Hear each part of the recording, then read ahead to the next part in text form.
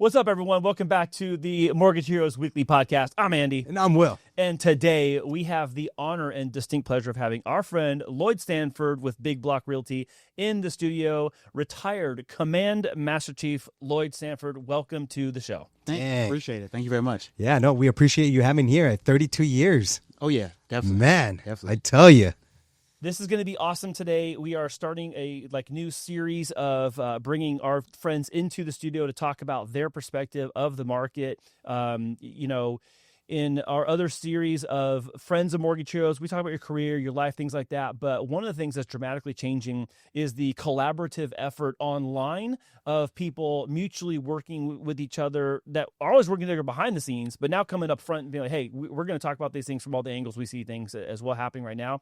So today's topic is going to be about helping service members and aspiring homeowners figure out what they have to do like right now in 2026 if they want to get into a home. So Lloyd, thank you for coming and helping us. I appreciate it. Thank you very much. Yeah. And I do think that you're saying that, Andy, because we're always talking about as lender on the lender side of things, like what are people looking for, the financing. And I think, why don't we bring some fun and bring, the commander. Yeah. Like Andy. I messed up. Yeah. We're good. But I just want to give a different flavor to things. Yeah. Let other servicemen, women that are aspiring to buy in a home, like let them get a feedback from somebody that's been in there with them for so many years, 32 years to be exact. Yeah. So, what's been the difference between, obviously, you've been in the service for 32 years. You were serving the military community, and now you've been serving years in real estate. It's been a minute now, Lloyd. Oh, it has. Yes. So it's been going on 8 years now. So I transitioned even prior to retiring from the Navy. Nice. But I will tell you, it's been a great transition. And at the end of the day, it really boiled down to, you said the word already, service. So you can't be in too much as far as helping and assisting people. So that a part of who I am and the makeup as far as just serving and continue just to give back. So how did your service translate into you wanting to help servicemen, women getting into their homes? Like how did that land? How did that connect? Well, I'll tell you, Will, I appreciate you asking. It's really about the mission set. Okay. So what I want to remind service members of is, normally when we're, as in we, military, we plan. So we plan for operations. We plan for convoys. We plan for ships movement. So everything we do is planning. And so I am in a position now that I want to ensure that just from lessons learned and just from the past and experience that I can pass on nuggets and words of wisdom to those that are also moving that direction and add home ownership to the equation of their military career. Yeah. Okay. Because a lot of times you have a career and you think about rank and moving up the ladder and the structure of what does my career look like. But also I would contribute that to allowing members to think about what does that home ownership look like to go inside and coincide with their careers. Yeah, I like that because, we see a lot of times where people are just lost, right? They're in Italy. They're coming to San Diego. They don't know whether they're going to go into, I know it's not called Lincoln Housing anymore. They changed the name, but they're looking to go into the military housing. They're looking at, can I even buy? And so there's a lot of confusion behind that. Right. And, can you share a little more light into that? Well, I'll tell you, for service members, one of the things I want to point out is, orders don't wait for the perfect timing, okay? And neither do housing decisions. So you have to look at that in the scope of there's always going to be something. And when you're PCSing or you're transferring, you can't let that determine that you need to actually have a foundation for you and your family. Okay, so again, you looking downstream and planning. If you're going to be in a duty station for 3 to 5 years, then investing in yourself by owning a piece of that land that we defend goes a long way. Wow. And then if you have the PCS move, let that decision come when that decision comes, or if you want to rent it out, but you still have options because you're investing in yourself and your family. I like that. Are there certain things that you've seen kind of time and time again where there's there's the service member experience, the lived experience of being active duty military, and in the civilian world there isn't necessarily an equivalent of that. You're not moving every 4 years, 6 years. You're not packing up your family to go across the country, or someone's telling you, oh, you're going here for this time, and then you're going to come back here, whatever. So, what are some things you would say, or things you wish like the rest of the population understood that service members face when it comes to like making housing choices, like, and I understand that this isn't like answer the question like how to get into a home is that, but like there's sometimes this massive disconnect between, I'll say both sides for the sake of conversation, How would you describe that to people who aren't on the inside? Okay, I appreciate you asking that. So, for those that have not served or not in the military, what I will tell you is one of the challenges is I think the civilian population do not understand how unstable that the military income is. And what I mean by that is it's steady and it's consistent, but unstable, meaning the military have to deal with PCS moves, deployments. When you go from one duty station to another, you end up having to pay different BAH rates, which is your basic housing allowance. Yeah. So you could go to one area and it's a higher rate, and then you move and then you go to another location and it's a lower rate. But at the end of the day, you still need to pay that entitlement as far as your mortgage or rent. Got it. And so civilians sometimes think that, hey, the military just have all types of money. I got to look around. I don't know where that money is. But what I want to paint a picture of, military, although we're defending the country and supporting the Constitution, we have needs as well, too, and have issues just like everyone else in real-time situations. So just understanding that those in the military also face, again, child care, family moves, and the things that go along with it. So just looking at that big picture, of the holistic portion of what a military member has to deal with. Yeah, there's also the family separation, Correct. and Yes. these deployments don't sound like they're fun. A lot of times it could be a 3-month, it could be a 9-month, and so it makes things a lot difficult for the families for sure. Yes. There's a big contrast in, like, I'd say, civilian life versus service life, where it's like in service life you expect, we're going to have long durations of separation, and that's part of the the Yes. But for the rest of the population, it's like having a long duration of separation is abnormal. Oh, yeah, it is. Definitely. Definitely. And as a service member, I'll tell you, for us, separations could be anywhere from 6 months to a year. I've been away from my family for 9 to 12 months at one given time. And if you as a civilian haven't been in that organization or dealt with that situation, just fathoming that is like, wow, I wouldn't even still be married anymore if I was away for 9 months.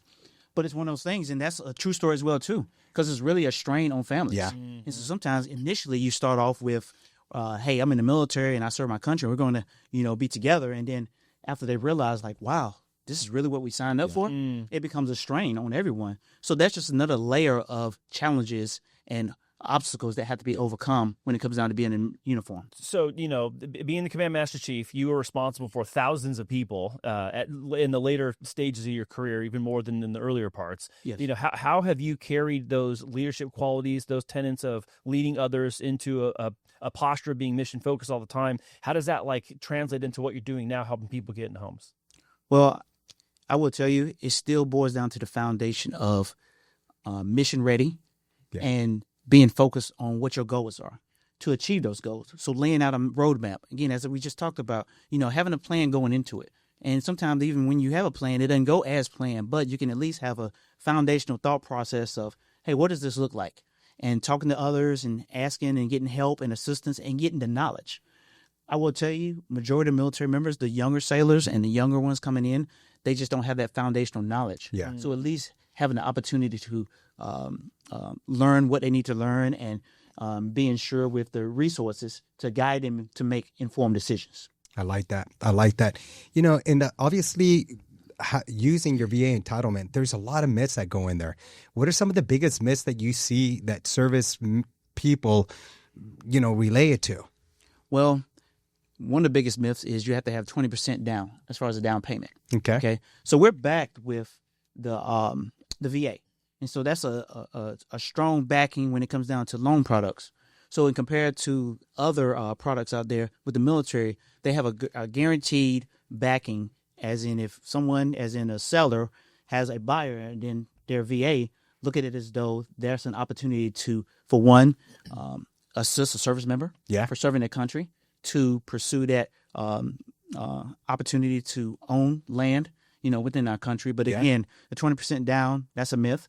Okay, you have the closing costs, which possibly could be a part of a purchase when it comes down to a member buying. Yeah. But even with closing costs, in today's world, you can get credits when it comes down to, the closing costs or repairs. So there's still advantageous opportunities for a buyer out there. So that's just to dispel some of those myths that are out there. I'm glad you brought that up, the closing costs, because a lot of times they say, oh, there's no money down with VA. And some people, they just realize there's no money down, but they interpret no money down is no money down whatsoever. No money down, not no money involved. Yeah, exactly. But there's a big difference, And so the difference is there's no money down for down payment. Correct. But I always tell, because we work with lots of military, and they say, but there's no money. There's closing costs. Can't you finance them? I wish. Right. Well, I wish that could be something that could be financed. And they're like, but I had a friend that did it. It's because what happened is, and I'm just going to use this as a simple example. If the seller chose to go with their offer, they're looking at this property and they're looking to purchase for $100,000, right? Yes. And they want their closing costs. Let's just say closing costs are $5,000 in this simple, explanation. The seller, we're going to go to the seller. We're going to offer $105,000 with $5,000 to go towards recurring and non-recurring closing costs. Okay. Right? If the seller accepts our offer at that, that's how we're kind of financing the closing cost. And there will be no money out of pocket. And that's what a lot of people, when they say, oh, no, my closing costs were financed. No, there's got to be a creative way how to get it financed. Yes, definitely. Yeah. And I will say, and you hit it on the head there, Will, when it comes down to my friend. A lot of times when you get advice from people, it's bad advice, or they haven't experienced it before, but they have some magic way of just giving you advice. Yeah. So that's why I would say go to a source, go to a reputable source, someone you trust, so then you can get the right answers and the right information. Mm-hmm. Because there's so many, we call it in the military and the Navy, and specifically sea stories and sea lawyers. So you have sea lawyers out there that know everything, but they don't know anything. Yes, I said it. So with that said, you need to ensure that you are talking to the right people that have experienced it versus those that haven't even experienced it before, but have all the great advice to tell you. Okay, so kind of on that note, people who want to share advice, even if it's like right or wrong, can drastically change whether someone thinks they're ready or not, right? Oh, definitely. So what is maybe a stereotypical idea of I'm ready when versus what it actually takes? So what do you tell people now? Like when you hear like a stereotypical, oh, I'm not ready because blank, blank, blank. What are the reasons they're giving you? And then right. what are the indicators that you actually know someone's ready? Well, ready also doesn't mean everything's going to be perfect. Okay. So when you say you're ready, that means you at least want to think and you're looking in that direction. And now once you say you're ready, then it's time to find someone that you trust and you can sit down and have a conversation about what ready looks like. But in the world of real estate, one of the things of being ready is ensuring that your credit and you're credit worthy. So you've taken care of all of some of the loose ends you've had, or maybe some bills you might have, or credit cards to shore that up. Because at the end of the day, you want to still walk in with the best amount of credit power as possible to ensure that you put yourself in a strategic position to get the best rate and to just help you move into your home, which is your goal. So again, ready doesn't always mean ready, but it means at least you're moving in that direction. What's a common misperception? I know you mentioned the 20% down, but is there another common like barrier people put in their way on their road to readiness? The credit.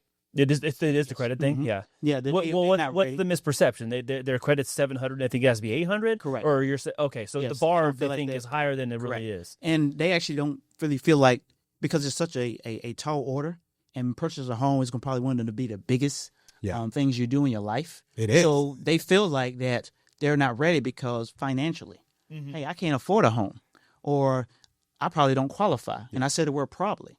So that's them just being, skeptical and fearful without taking that leap. Yeah. Mm-hmm. And it really boils down to just first taking those steps towards that movement of you don't know what you don't know. Yeah. We say this all the time. So that's what it boils down to, at least reaching out there and talking to an expert that can help you. Yeah, I know. There's even back in my old days in history, it's like people try to jump to decisions without they know the information. It's like, at least know the information and then make your decision after that. Yes. But, so many times I unfortunately see people, or I even overhear it here sometimes, people like they're talking themselves out of something, and then I'm overhearing Will or Brian or somebody talk about, no, that's not true, or no, that's actually, you're like way far down. Come back a couple miles where we're waiting for you over here, because there's just these things people hear or they see online, or a buddy tells them.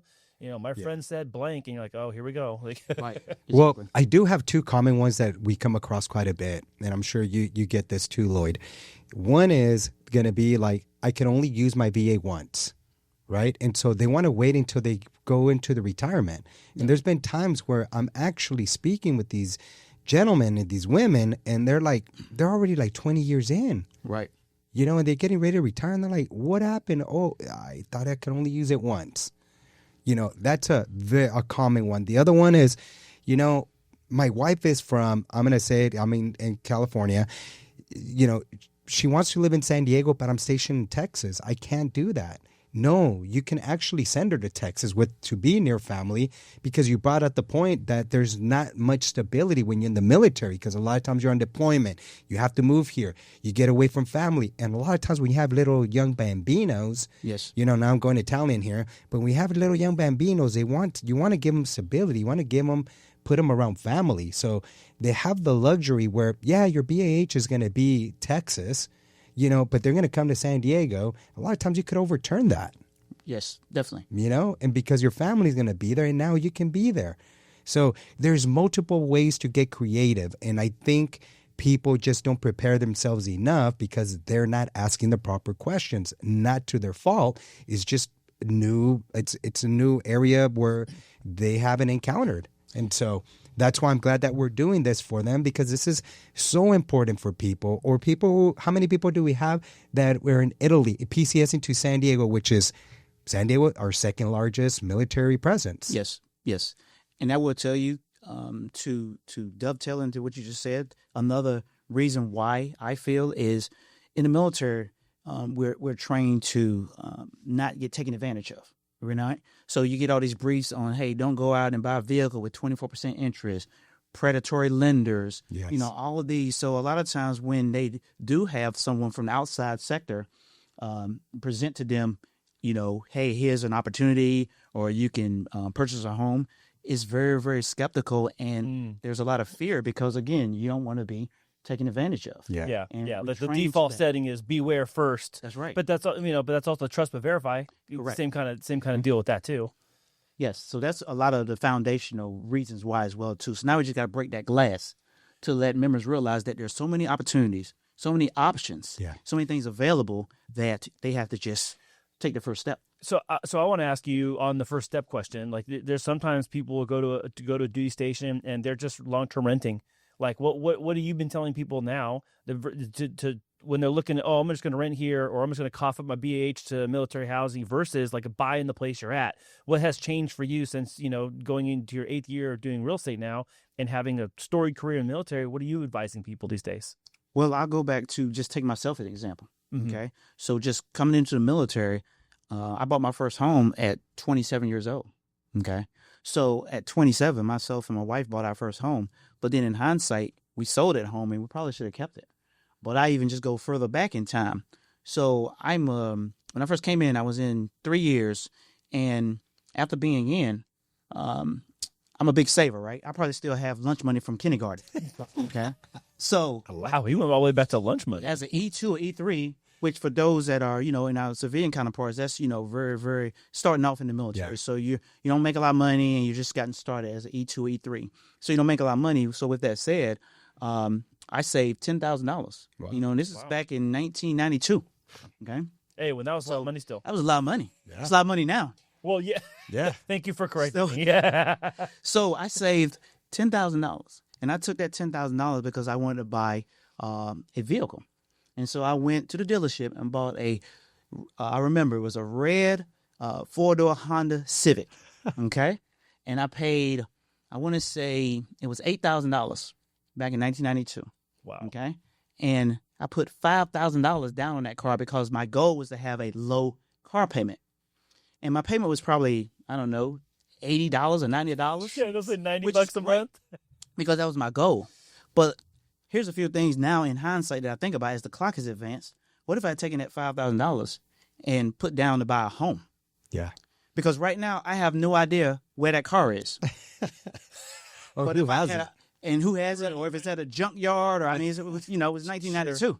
Yeah. But I tell you what, if I had a home, I could now probably look and see what that address of that home is. It would still be standing, and I can pull in that driveway right now. That's a great point. Currently today. So with that said, obviously you got to think about your path and things you want to do, but in hindsight, early. Yeah. Start early. Mm. That's one of the biggest pieces of advice I can give to those out there, to start early. I like that. I mean, that's what we do with kids, right? Like, we talk to our kids and we tell them what they need to do, but they're looking at it like almost feels like the Snoopy movie, we're like, ming, ming, ming, ming. Exactly. And they're just, they don't understand that we're giving them great information. We're just help them accelerate those opportunities that they may have.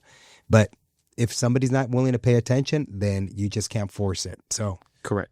I know this next piece of advice might be highly situational and conditional, but what would your general recommendation be to someone who knows that maybe they're going to be PCS in another 2 years out of San Diego? What would you tell them to do while they're here in San Diego?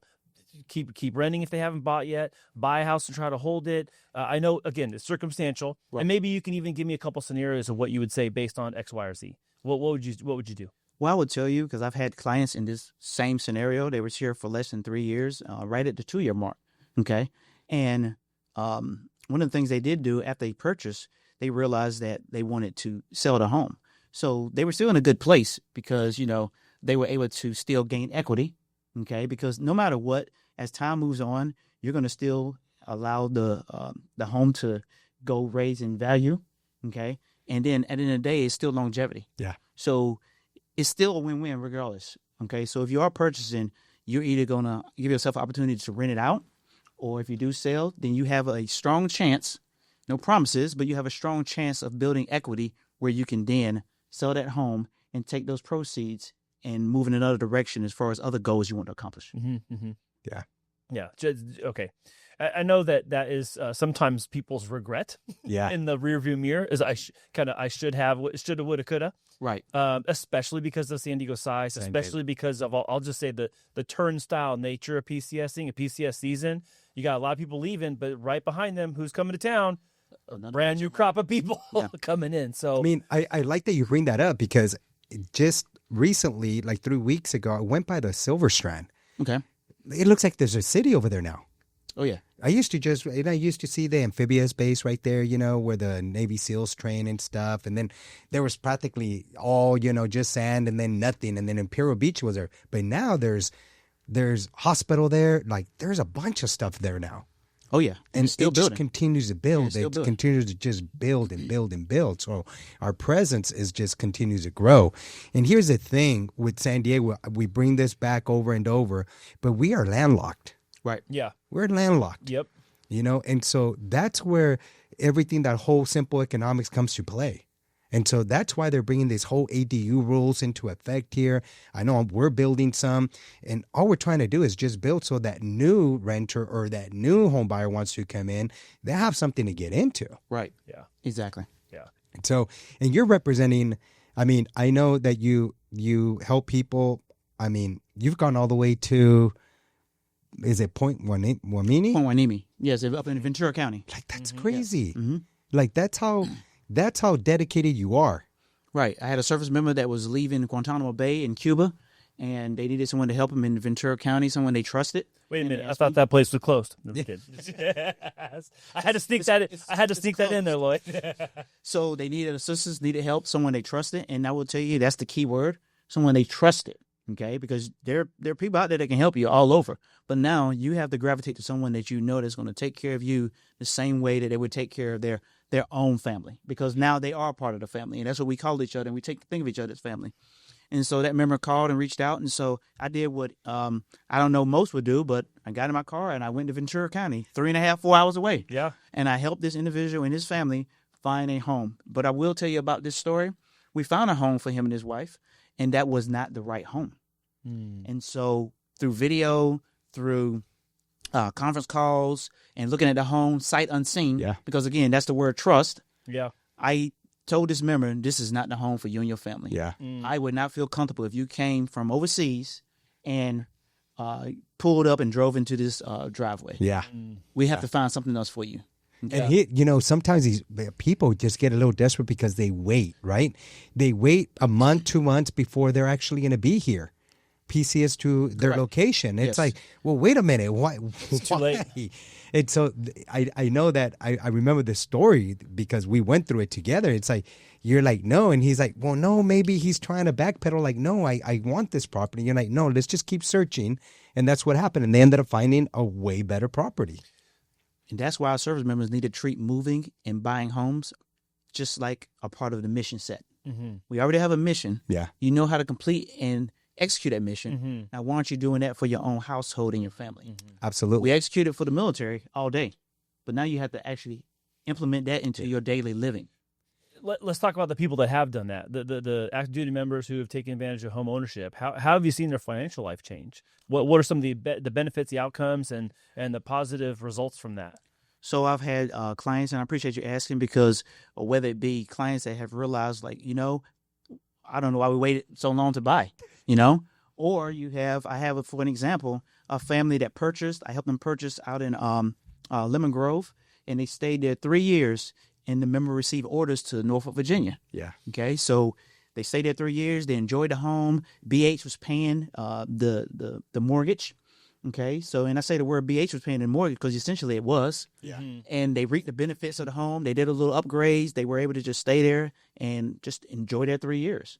Advance the clock, they reached out and asked me to help them sell their home. But they also needed to purchase in Virginia. So I connected them with a trusted real estate agent in Virginia. And this agent, along with myself selling a home in Lemon Grove, they purchased in Virginia. They were able to net $150,000, and I'll say it again. Yeah. $150,000. Oh, wow. Okay, from 3 years, and again, that's not a promise of anyone else will reap those same type of benefits. Correct. But at that time, then those benefits Yeah. benefit the member. They moved to Virginia. They were able to find a home in Virginia, move into that home within. Basically, we worked it where it was like within a week from each other, meaning Nice. it closed in Lemon Grove. Yeah. They moved across country, drove, and were able to walk into their new home within a week. So they only did a week in the hotel. Wow. Got them keys to their new home. They put money down, which they didn't have to. Yeah. They paid off all of their debt, and they still probably walked away with a nice, decent amount in the bank. Wow. Debt-free, new home, new chapter. Let's go. And if they would have been in military housing, how much would they have gotten? They would have stayed in military housing and probably been in the negative versus the positive. And I'm not saying probably because they would be, because now you have to pay moving expenses. Yeah. You have to deal with all the things that come along with it. Although the military pays you, and you get the miles for driving across country. Yeah, they're still way in the truck. expenses. Yeah. Way So let's take that same example, Will. They would have stayed there 3 years in housing, and again, nothing against housing. Housing is housing, Right, it's but housing, yeah. at the end of the day, they would have either rented or stayed in housing for 3 years without home ownership and walked away and not have any net proceeds other than probably advanced travel. And by the way, you had to pay back advanced travel too. So Yeah. essentially, they would probably have been in more debt. Yeah. If you think about it, because your average military member has a credit card or two. Well, that, and you mentioned that even they paid off some debt with the proceeds of their sale. So it's like, again, this is that whole like participating in the market versus not participating in the market part. Correct. Yeah. And here's the thing, right? Where I'm not just talking down on military. Thank you, military housing, for housing them, right? But that could also go with just renting anywhere. You're essentially, you're just paying somebody else's bill, So myself, as a prime example, because I will tell you, I'm not going to never push anyone in a direction or recommend, rather, something I haven't dealt with myself or experienced, okay? Because that's why I enjoy doing what I do, because I've experienced a lot of the hurdles that our military members are going through. So I moved in PCS to San Diego in October of 2015. Yeah. Okay. And so we rented for the first 5 years. Okay. So I'm a product of not purchasing. I rented as well. And so I rented for 5 years. My rent was $2,700 a month. Okay. So $2,700 a month, which was $32,000 a year. Mm-hmm. For 5 years, it was $162,000. Wow. That's money. I don't know where that's at. Yeah. Well, actually, I do know where it is. You know where it is. I know it's not. It's not with me, but it Send is it with on its way. the actual It's home paid down. of that home paying down their mortgage. Yeah. And I actually looked and just saw when the actual owner purchased the home, and they bought it, years ago, as in back in probably maybe, I don't know, 2000 or so. And the home was probably purchased for about $300,000. Yeah. So I myself have paid $162,000 towards More than that. half. Okay. And then now we're in 2026. Yeah. So whoever came behind me and rented, the house is probably paid for by now. Exactly. Hey, I was going to I say, contributed to him paying for his house. Yeah. in that early 2000 purchase, well, you probably parked his red Honda Civic right there, Yeah. Not to bring up a sore subject, but hey. That car. Yeah. And here's the thing behind all of that. I know that when we're talking behind the scenes, we're talking about also the other tax advantages with this. When you're renting, there is none. There's nothing to write off. No, it's not. So I know we're talking about in San Diego, somebody purchased, their payment's going to be around $4,000 to just use that example. You're getting a $3,500 BAH, right? Like, so I want to put a spin on that for our viewers out there and something to think about. So your example was your mortgage is $4,000. Yeah. Okay. And your BAH is $3,500 because we already know with the cost of living, normally BAH is still not keeping up with inflation rate and just the things that are going out there in the world. That's okay though, because essentially that entitlement for the BAH, again, is $3,500. So let's reverse the clock here. Hey, Will, your mortgage is $4,000. Here's an entitlement of $3,500 that goes towards your mortgage.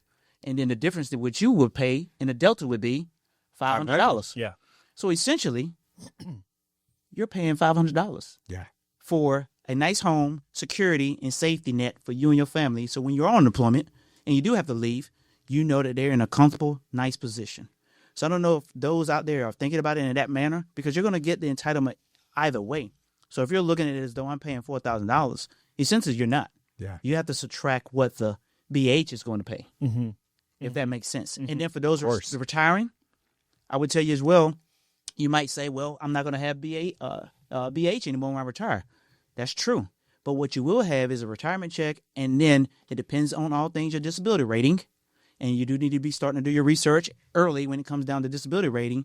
If you are strategically placed in a good position as far as receiving disability, that can now be your cushion for your mortgage. Yeah. Because now you're paying your mortgage, and then also you're receiving a retirement check and a pension for the rest of your life. So basically, as long as you have a pulse, your mortgage is getting paid. And here's the beauty of it, too. As the years progress, rates do drop. Right now, we're in a higher rate environment, and that's why the BAH is not catching up. Correct. But once the rates start dropping, it will catch up, and you'll start benefiting even more so. And here's the other thing that people don't talk about. The property taxes and all the interest that you pay into the mortgage is a tax write-off for you. Yes. And so let's consider when you're in the military, only your base pay gets taxable. Correct. Right? This so is true. if I remove, let's just say the payment's now a year, $2,700, we'll use that example, that's $32,000, and you're at $80,000, you'll subtract those $32,000 and you're going to pay taxes on the remaining amount. And that's what a lot of people don't know also. Right. So all those things help. And here's another thing that I just found out. Texas is the first state that as long as you sell that property, there's no longer capital gains. So the rule is if you live in the property 2 years out of the 5 and you're single, you have a tax write-off of $250,000. Let's use as an example. If you bought your home for $200,000, 10 years later you sold for, I'm going to say sold for $450,000, you will not pay taxes on the $250,000 of that appreciation that you made. That's the capital gains, that difference.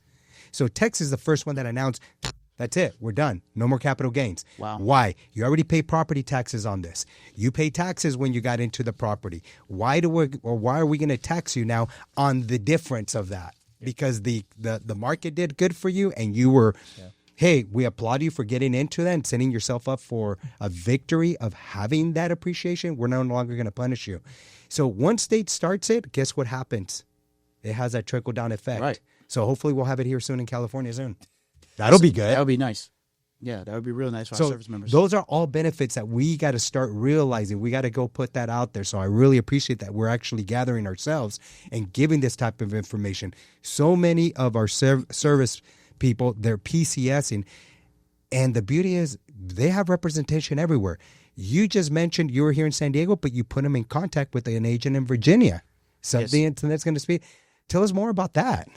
Well, what ends up happening is if you are in the process of purchasing and you're not actually here in Southern California, and we also talk to Southern California quite a bit because we're physically here, but with real estate, we can assist you as far as from the lender side or the real estate side with anywhere you need to go within the United States. Yeah. So if you're in a position where, I'm moving and I need some help, that's what we're here for. So we can help you and assist you with doing referrals. We can get you pre-approved as far as the location and where you're going. Because we actually have a client that we're working with that's going in Upper Virginia. Yeah. And so we're here physically in Chula Vista, San Diego area of California, but assisting a client that's on the other side of the country. Yeah.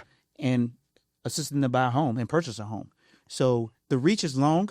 You just have to ensure that you reach out first for us to reach out for you. Now, when somebody else is going to reach, and I'm glad you bring that up, what do you ask them to prepare with? Like if they're PCS and they already know, hey, I already got soft orders, right? Okay. Yes. I got some soft orders right now. I'm looking at things. What do you say, or how do you get them to prepare? So, and actually, I have a client just currently that we just got pre-approved last week, and thanks for the lender side for getting them pre-approved. This individual seller was a referral, and then a referral from a previous client that we helped purchase. And so this individual seller is leaving and coming from Hawaii. And so one of the things we talked about as far as preparing steps to buy a home, what do you need to start thinking about first? And some of those things to start thinking about first is, as we talked about earlier, was a credit score, ensuring that you're in a good position as far as credit, or doing that, take care of a few things. And then from there, you need to get a pre-approval. That's your first step, because you want to know how much you will qualify for to start house shopping. There's no need to start looking on some of these sites out here and get yourself probably, more so Confused, wrapped up. Yeah, confused and Excited. For a letdown, because if you don't qualify, then now you're putting yourself in a position of, okay, I just feel deflated and I'm not even gonna go through any of it. Yeah. So have a realistic pre-approval, and then once you have the pre-approval, then we're gonna walk you through all the steps. And those steps, they're really not as bad as those would think. Once you get pre-approved, we start looking for homes. We get out there and we go from home to home. You see the right home. I will tell you, for buyers right now, there's a great opportunity because we're in a position where you have an advantage. Homes are staying on the market a lot longer. Okay, when I say a lot longer, they're staying on average from anywhere from 45 to 60 days and more. Yeah. So what does that mean? That the seller has an opportunity to negotiate with you, and you can probably have an opportunity to ask for closing costs to reduce some of the out-of-pocket expenses. You have an opportunity to ask for repairs to be completed. Yeah. So you're in a good position at this point in time where we are at the beginning of 2026 to purchase a home. Rates have slightly dropped, but I would tell you, don't wait for the rates. Yeah. You can't wait for the rates, because you're going to miss the mark, because you need to be focusing on the mission and the PCS move. Focus more on your career and your move versus a rate and chasing a rate. Because at the end of the day, the foundation is going to be you have the house. Yeah. And let everything else just catch up to itself. And then from there, we'll walk you through all the steps when it comes down to purchasing a home. We'll get you, even beforehand, to even get your pre-approval, you need your W-2, your LES, your information for your finances, bank statements. Yeah. And we can get you pre-approved. It takes, I know you've done it for me, in less than 24 hours. Yeah. So it's pretty quick once the member provides those documents. So there's no leg taken out. There's no arm being chopped off. You sit back. Nothing like that. We get you. No, none of that. No Interrogation. No. Yes, none of that. Okay. You just sit back, and then from there you get that pre-approval. And I would tell you, you actually feel pretty good when you get that email in. It says, "Congratulations, you've been pre-approved." And then the next thing is getting down to what that number is, because you're just so excited now. Like, hey, so I'm pre-approved, and then you keep reading. Oh wow, I'm glad that you bring that up, because it's very true. When we get these people that it's their first time, they're kind of like just exploring, and then when they get approved, like, what? Like, for reals? It's like, I should have done this a long time ago. Correct. Is really the reaction that we get. And I love getting that, because it's not that difficult. It's an LES W-2s for both you and your wife. If you're both employed, if one's employed and the other one isn't, then we just need an ID from the other and complete a loan application. It's done.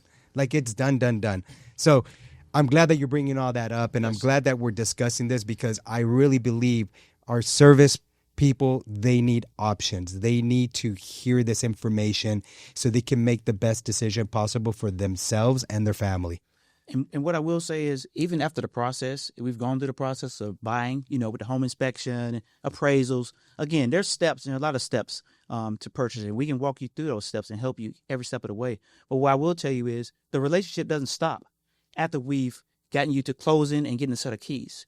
Yeah. This is a long-lasting relationship with our clients. So this is continuously process improving and building a family and relationship. I like that. So if you need assistance, as in, hey, after I move in my home, who do I need to talk to about get flooring done? Hey, I had my garage break. I want to refinance. Whatever it is, we're not claiming to have all the answers by no means, but we have resources. And again, that's what we did in the military. That's what we still do now. So don't lose sight of that military mindset and being a service member, because at the end of the day, still use those skills in everything you do. That's right. And if you use those skills in everything you do, you will be successful. So, Lloyd, I want to tee you up. I'm going to give you. Don't take much. I'm going to give you a second here. Okay. I want Command Master Chief to talk to everyone who's sitting on the fence. I want you to give a Command Master Chief perspective, maybe with a little bit of heavy-handedness, into why they need to take the next right step to make 2026 the year they get into a home. What would you tell them? Okay, so I'll tell you this. It don't take me long to get queued up again. So, at the end of the day, it's about not today, but the future.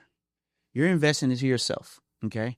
I talked to two Master Chiefs when I was probably like a chief. I was young, coming up as a chief, and I asked them two questions. Because usually when I see people and talk to people that's older than me, I try to get advice and kind of see some lessons learned from them. Like, what's some things you would have done a little different if you was in my position? Just kind of just see what their thought process is.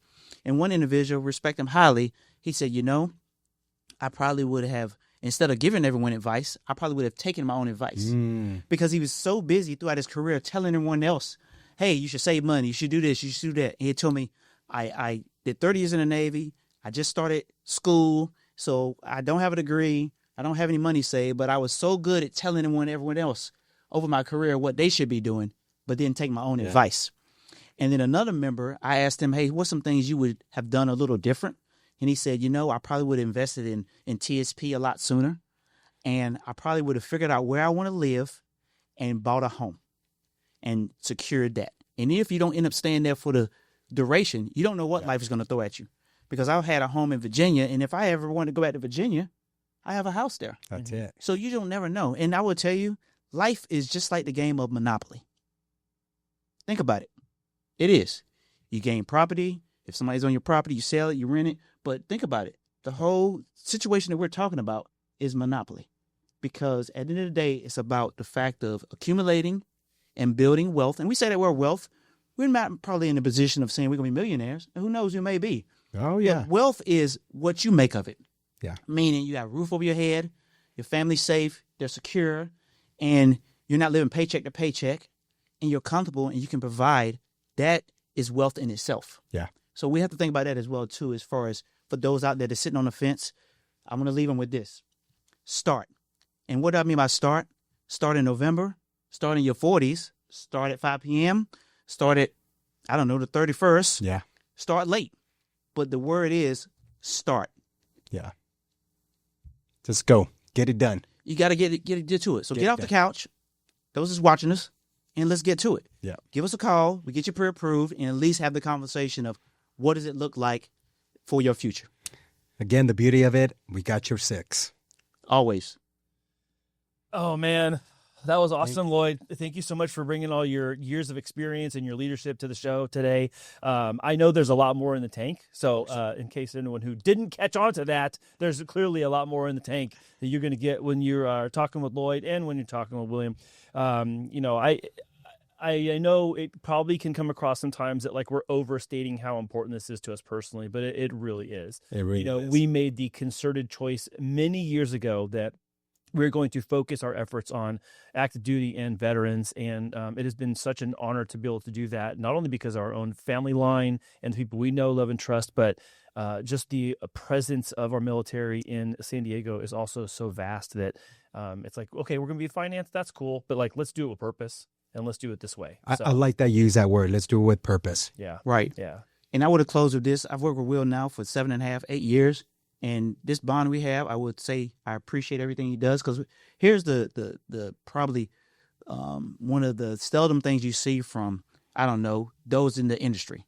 And that's telling it like it is. Yeah. And just being truthful. Because there's times when someone goes and wants to get pre-approved, and we have to tell them, you know what, this is probably not a good time for you.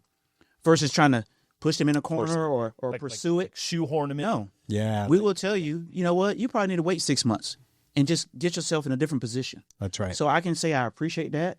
And for those out there that don't do it that way, you're doing it wrong, because you have to do it from the heart and do it for the right reasons to take care of people. And when we say we're taking care of people, it's just not a household word and something to say. we're actually out here trying to take care of people and make a difference in people's lives. I like that. Okay. No, thank you so much for that. The feeling's mutual. You know, this is like Batman and Robin. I'm Batman, by the way. Hold on. Wait, whoa. Wait.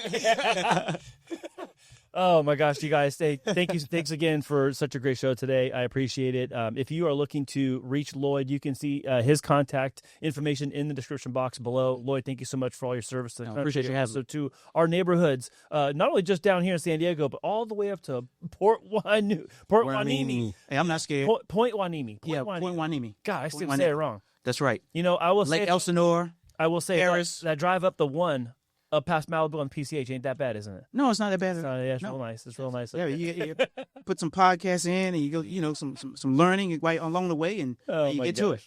You got questions about using your BAH? Contact these guys. Thank you so much for tuning in, and we'll catch you on the next episode next week. Later. See ya. So if you enjoyed this video and got value from it, subscribe right here. And if you want to watch another video, click right here.